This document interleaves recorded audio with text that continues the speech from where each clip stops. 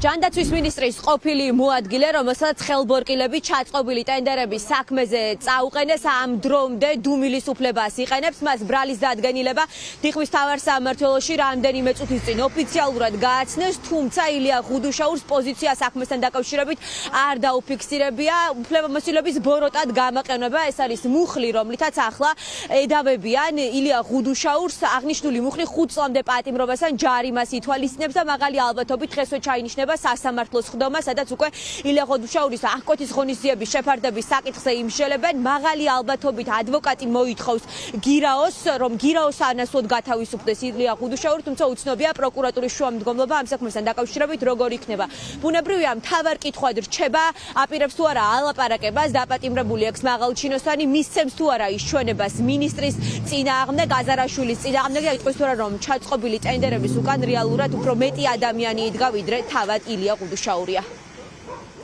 Დალის წარდგენა მოხდა ახლა დღეს 352 მუხლის მეორე ნაწილიც წარუდგინეს, რაც გულისხმობს სამსახურებრივი უფლებამოსილების ბოროტად გამოყენებას, სანქცია ითვალისწინებს ჯარიმას ან 5 წლამდე თავისუფლების აღკვეთას, პოზიციის დაფიქსირებისგან ამ ეტაპზე ჯერჯერობით თავი შევიკავეთ, იმიტომ რომ საქმის მასალები ახლა უნდა გადმომცენ და საქმის მასალებს რომ გავეცნობით და შევისწავლით, მერე დავაფიქსირებთ ჩვენს პოზიციას. მეტი სიახლე არაფერი მაქვს. შიდა კლანური დაპირისპირების გაგრძელება დაფასებენ კორუფციის მკვლევარები და ოპოზიციონერები იმ პროცესს, რომელიც ახლა მიმდინარეობს ქართულ ოცნებაში, ამბობენ, რომ შეუძლებელია ერთი პიროვნება მინისტრის მოადგილე ყოფილიყო ის, ვინც მრავალ მილიონიან ტენდერებს აწყობდა, ისე რომ ამის საქმის კურსში არ ყოფილიყვნენ ზემდგომები, კერძოდ მინისტრი, პრემიერ-მინისტრი, სწორედ ამიტომ ახლა ოპოზიცია და კორუფციის მკვლევარები ვერ გამორიცხავენ იმას, რომ დაკავებების სერია გაგრძელდეს და ანგარიშწორება ღარიბაშვილის გარემოცვის იმ წევრებზე გაგრძელდეს რეალურად, რომლების მიმართაც ქართულ ოცნებას სწორედ პირადი ანგარიშწორება ამოძრავებს და არა რეალურად საქმეების გამოძიება.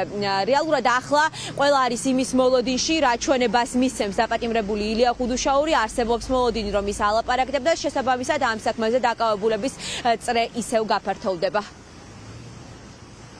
ეს არის ერთი კლანის დაპირისპირება მეორე კლანთან და ეს არის რა თქმა უნდა გაცილებით უფრო სხვა შიდა ბრძოლა ქართული ოცნების ძალადობრივ რეჟიმში. მე ვერ გეტყვით ხა ვის დაიჭერენ კიდე ვისი ვთქვათ რაღაც საქმეს ამოატივტივებენ, იმიტომ რომ ეს ხო ყველაფერი ხელოვნურია, ამას ხო ობიექტური გამოძიება არა აქვს არჩულად, მაგრამ თავარი რაც შემიძლია გითხრათ არის ის, რომ რა თქმა უნდა ბევრი ადამიანი იქნებოდა აქ ჩართული. ხა როდესაც მინისტრის მოადგილე ამხელა ფულს იპარავს, ეს არც მინისტრის გარეშე ხდება, არც რა ვიცი, კონკრეტული სხვა ადამიანების გარეშე არ ხდება და ზოგადად ეს არ ხდება ბიძინა ივანიშვილის გარეშე. სხვა მოადგილებსაც იქნებოდათ, რა თქმა უნდა, ინფორმაცია და თავისთავად ცხადია მინისტრისთვისაც და პრემიერ-მინისტრისთვისაც შეიძლება ცნობილი ყოფილიყო.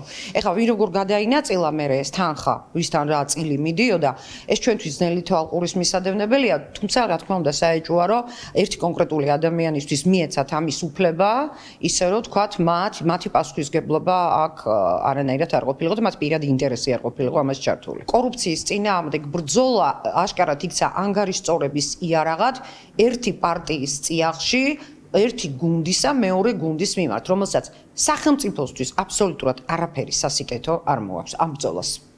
ანუ ეს ჩვენ არაფერს არ გვმატებს. რეალური პრობლემა, რომელიც აქვს ქვეყანას, ის დღემდე რჩება პრობლემად, იმიტომ რომ ესენი რომ ფულს იპარავდნენ, ჩვენ ეს ისედაც ვიცოდით. მათაც ძალიან კარგად იცოდნენ და ეხლა უბრალოდ მოაწყვეს საცირკო სანახაობა. აი სულ ეს არის. ჩაწყობილი ტენდერების საქმე ჯანდაცვის სამინისტროში მრავალტომიანია, 30 ტომი დევს საქმეში, ამ საქმეზე ჯერჯერობით პასუხისგებაში მიცემული მხოლოდ ერთადერთი პირია, ეს არის ჯანდაცვის მინისტრის ყოფილი მოადგილე ილია ღუდუშაური, საქმის მასალებს მხარე უახლოეს საათებში გაეცნობა და არ არის გამორიცხული, რომ ილია ღუდუშაურმა წარდგენილ ბრალდებასთან დაკავშირებით საკუთარი პოზიცია უკვე მას შემდეგ დააფიქსიროს, რაც მას საქალაქო სასამართლოში გადაიყვანენ.